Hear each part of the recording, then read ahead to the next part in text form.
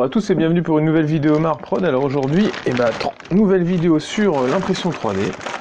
Et donc on va ouvrir ça ensemble pour découvrir une nouvelle gamme de résines.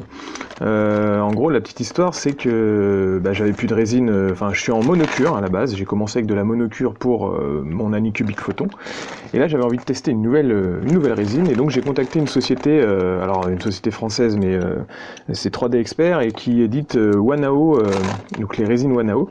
Wanao c'est un fabricant de résines et d'imprimantes internationales, et du coup il y a Wanao France, et donc je les ai contactés, et ils m'ont dit, ouais, si vous faites une vidéo avec nos résines, nous on est ok.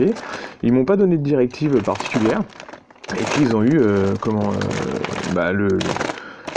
la gentillesse de me faire confiance pour deux vidéos. Donc on verra deux vidéos ensemble sur ces résines. Alors je sais pas trop ce qu'ils m'ont envoyé, on va voir ça ensemble.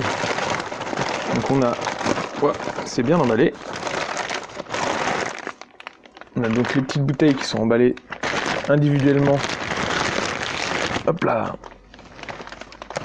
dans des coussinets d'air, donc ça c'est plutôt pas mal, on est sûr que ça arrive pas à percer. Hop là, c'est même un petit truc fait pour ranger la bouteille, c'est pas mal. Puis en plus de toute façon, la bouteille est en alu, donc c'est pas près de se percer normalement, il n'y a pas de souci. Hop là, donc hop.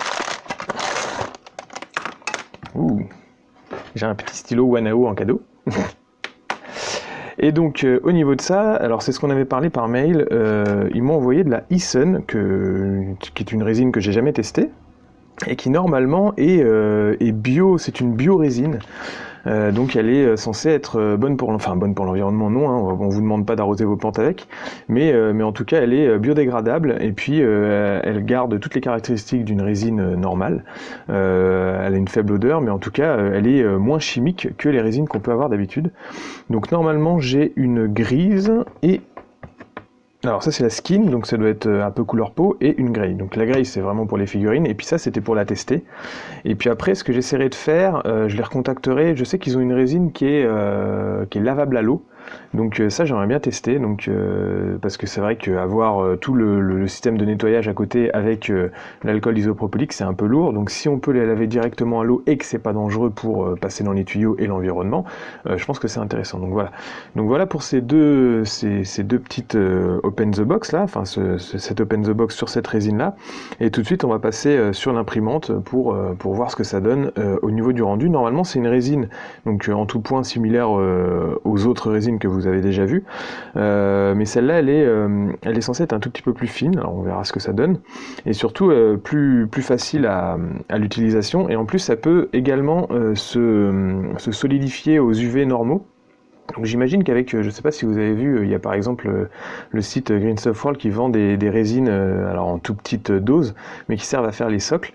Donc si jamais on peut solidifier cette résine-là directement avec une petite pile, ça peut carrément peut-être servir pour d'autres utilisations que de l'impression 3D, peut-être à mettre sur les socles et à faire des rendus ou à solidifier des volumes, je ne sais pas, mais bref, il y a des trucs à tester.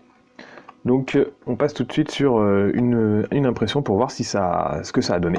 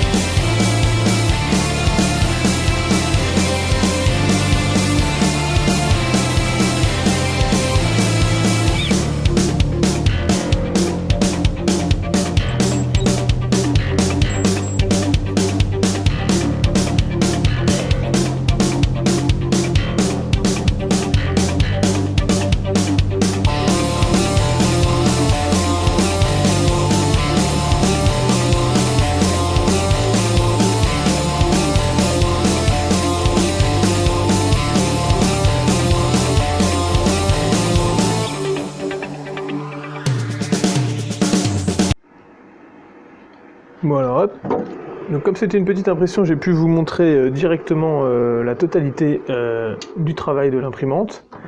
Et du coup, on va voir ce que ça a donné. Alors je mets mes gants avant, hein, parce que même si je vous ai parlé de résine, écologique en début de vidéo, ça reste du produit chimique quand même, et de toute façon sur la bouteille, il y a quand même marqué que c'était...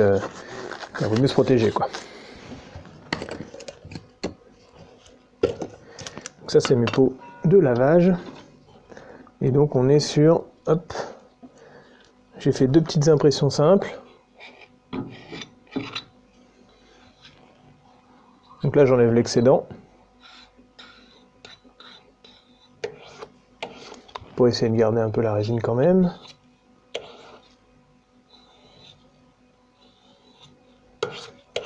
Et donc j'ai refait 2 petites plaques de Nuka-Cola qui sont très bien passées et qui collent bien, contrairement à... Alors sur la monocure j'avais eu un petit flambage, j'avais eu un petit truc qui était vraiment pas grave, mais du coup qui collait moins bien au plateau. Là j'ai laissé exactement les mêmes réglages de fichier, même réglage de...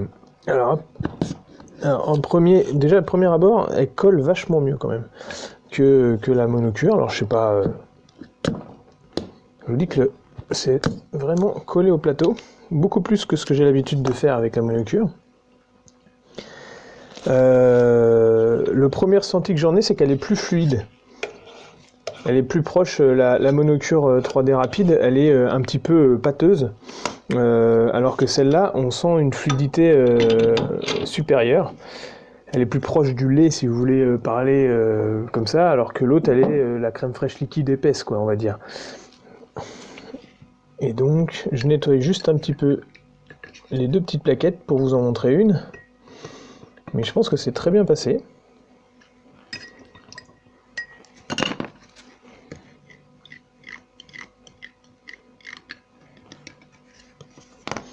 Donc ça colle mieux au truc, et j'ai l'impression qu'elle est un tout petit peu plus fine. Au niveau du rendu, la qualité d'impression.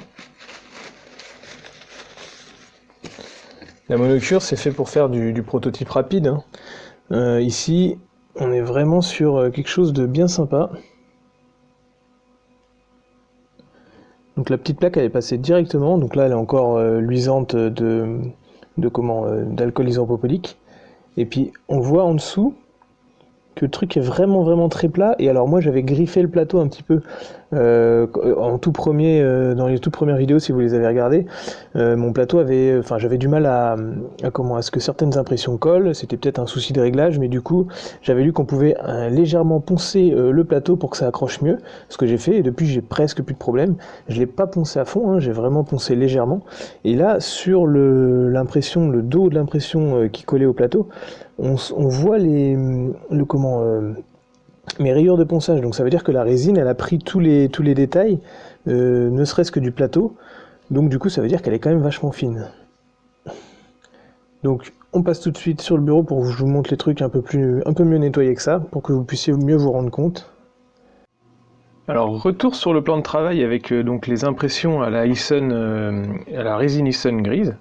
Donc voilà pour les plaques de Nuka-Cola nettoyées, hein. Donc elles ont été passées aux UV plusieurs heures, hein. Je les ai mis sur le bord de la fenêtre avant de continuer la vidéo. Et donc vous voyez un peu la finesse de la plaque. Donc c'est vraiment quelque chose de très fin. J'avais mis 2 mm je crois en socle. Et puis après il y a l'impression qui elle fait moins d'1 mm. Donc c'est des petites plaques que je mets sur les côtés des containers, hein, pour ceux qui m'en ont commandé. Et puis vous pouvez retrouver dans les vidéos cette conversion de containers pour Warhammer 40 000 que j'avais fait. Et puis j'ai fait un tout petit peu sur le même principe, hein, une plaque à mettre le long d'un décor, le logo de Warhammer 40 000. Donc ça c'est que des trucs que j'ai trouvé sur Thingiverse, hein. Le Nuka-Cola je l'ai redessiné, ça c'est un design qui est à moi. Par contre ça je l'ai pas tellement modifié modifié, j'ai juste, en fait, il était plutôt épais, donc moi j'ai juste rebaissé le niveau, parce que comme j'ai une imprimante résine, on est quand même sur une finesse qui est supérieure au PLA, au filament, donc du coup je savais que ça pouvait passer. Et là, bah, la résine Eason Grey, là, ça passe vraiment bien, hein. Donc c'est ce que je vous disais au niveau des rayures, je sais pas si à la caméra vous pourrez le voir, parce que j'ai pas une assez bonne résolution malheureusement, mais on voit les rayures que moi j'ai fait sur le plateau, comme je vous disais devant l'imprimante, ce qui fait que je pense que la résine a une très bonne résolution parce qu'on voit tous ces petits défauts qui sont inhérents, enfin qui sont pas dus à la résine, hein, qui sont dus au plateau et puis à mon traitement que j'ai effectué dessus. Et sinon, bah, c'est très bien passé. Et donc après, ce que j'aurais pu faire, c'est vous faire, vous savez, le test, alors soit le petit boat, soit le nouveau test qui existe avec toutes les incrémentations, les petites tiges, les trous et tout ça. J'aime pas beaucoup faire ce genre de test. Alors je pourrais le faire, hein, mais je suis pas testeur de résine ou testeur d'imprimante. Pour l'instant, la chaîne, elle a pas encore ce niveau-là, hein, et puis cette prétention, c'est pas du tout ce que je veux faire. Donc moi, ce que je vous ai fait, c'est une nouvelle impression comme ça. Donc j'ai fait un buste, hein, quelque chose qui pourra en fait me resservir derrière, parce qu'en fait faire le test du petit boat et tout, alors je me retrouverai avec plein de petits bateaux partout, ou alors des trucs qui servent à rien là. C'est très intéressant pour les testeurs de résine, ça d'accord, parce que ça fait un test général pour toutes les imprimantes. Moi ça m'intéresse pas parce que du coup ça use de la résine et puis en plus ça me resserre pas derrière. Donc là j'ai voulu tester ce petit buste, hein, donc il n'est pas de moi, il est de Brexit, alors ça s'invente pas, hein, c'est son pseudo. Trouvé également sur Thingiverse, il faut taper Krieg. De toute façon je vous remettrai le lien en description dans les commentaires là, pour que vous puissiez retrouver cette référence si vous voulez vous l'imprimer. Et j'ai trouvé que le buste était déjà bien modélisé, et puis qu'en plus il comportait quelques petites complications qui étaient intéressantes à voir pour savoir si l'imprimante allait imprimer bien. J'ai reposé moi-même les soutiens, alors c'est pour ça que d'ailleurs, comme j'ai l'habitude de faire vraiment des toutes petites pièces, j'ai l'habitude de toujours mettre des petits soutiens, les plus petits. Sur mon logiciel, il y a 3 tailles de soutien, petit, moyen, grand, enfin gros, large en fait, et du coup j'ai mis des petits et des moyens, j'aurais dû mettre que des moyens. Là on est sur des moyens en bas, mais sur les côtés on est sur des petits, et la fin du cône de contact en fait n'a. Alors, on voit que l'imprimante est fine parce que du coup elle a vraiment imprimé la totalité de la tige de soutien. Par contre la fin, pas assez parce que du coup c'était à la limite.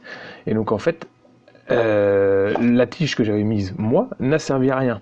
Mais l'imprimante est quand même bonne parce que ça veut dire que sans soutien, elle a imprimé dans le vide en fait. Elle a imprimé ce truc-là. Il y a vraiment beaucoup de choses qui sont passées. Je vais peut-être pas orienter le buste de la meilleure façon qui soit parce qu'il y a quelques petites strates, hein, si on regarde à la lumière, voilà, comme ça on va voir un tout petit peu certaines volutes, certaines strates. Et je pense qu'à un moment j'ai fait bouger parce que le buste est d'une seule pièce, donc c'est monobloc, hein, je l'ai pas évidé. Du coup c'est vraiment un bloc de résine, et ce qui fait qu'à un moment donné dans l'impression, qui a duré plus de 10h30 à peu près, donc c'est une des mes plus grosses impressions là, donc voilà, je voulais aussi essayer de tester l'imprimante en impression longue. J'ai dû remettre de la résine, forcément il n'y en aurait pas forcément eu assez, ou j'ai peur qu'il n'y en ait pas assez, donc j'en ai remis. Et je pense que quand j'étais devant la machine à ouvrir la bouteille, donc la bouteille de résine Eason sont vraiment très très bien protégées, hein, il y a une espèce d'opercule, un petit bouchon qui rentre en force dans le goulot, et il faut vraiment tirer dessus. J'ai dû faire bouger un peu la table, ce qui fait qu'en fait quand on regarde le modèle au milieu presque, donc ça correspond à quand j'ai remis de la résine, il y a une vague qui est un tout petit peu plus large, et je pense que c'est moi qui ai fait bouger la machine. Bon bref, voilà, ça se verra pas, je pense que la totalité des petites strates qu'on peut voir, mais vraiment en s'approchant de près puis en faisant jouer la lumière, ça va disparaître avec une bonne sous-couche. Donc voilà, j'en suis très content en tout cas de ces résines. Juste pour la petite info, donc j'étais avant en résine monocure 3D rapide, hein, qui est une résine de base dont le prix est pas très élevé et puis qui est fait donc pour faire du prototypage rapide parce que le temps d'exposition est faible. Et alors là, non seulement j'ai laissé le même taux d'exposition que pour la monocure, donc la Eason elle fonctionne aussi avec les mêmes réglages. Elle est certes un tout petit peu plus chère, mais par contre elle tient beaucoup mieux parce que et quand je faisais ce genre de truc avec, ce genre de plaque avec la résine monocure 3D rapide, j'aimais pas moi dans le modélisme parce que derrière j'allais replaquer la plaque pour en faire le décor. Par contre là, Force d'adhérence, nickel, ça a collé au plateau, mais vraiment très bien, à tel point qu'on a presque du mal à les décoller. Même les plaques ici et tout ça. Le buste, il a collé, mais sans problème, alors que j'avais mis un raster vraiment très faible. Le raster, c'est le petit socle qu'on peut rajouter en dessous. Donc voilà, après vous voyez la... Je sais pas si on peut peut-être péter un truc pour voir la résistance. Bon alors là, on est sur des petites tiges, mais voilà, ça tient bien déjà, et puis... Voilà, on peut y aller, hein. Voilà, faut vraiment péter la truc. Si on tire dessus, si on la tord dans tous les sens, ça passe. Donc là, on est sur vraiment des fines tiges. Donc sur des éléments comme ça, je pense que ça tient sans problème. Voilà, enfin, j'en suis content. Et oui, un petit point que je voulais aborder aussi avec vous.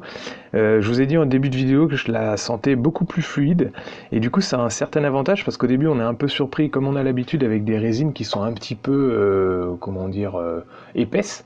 Moi j'avais pris l'habitude de ces résines là.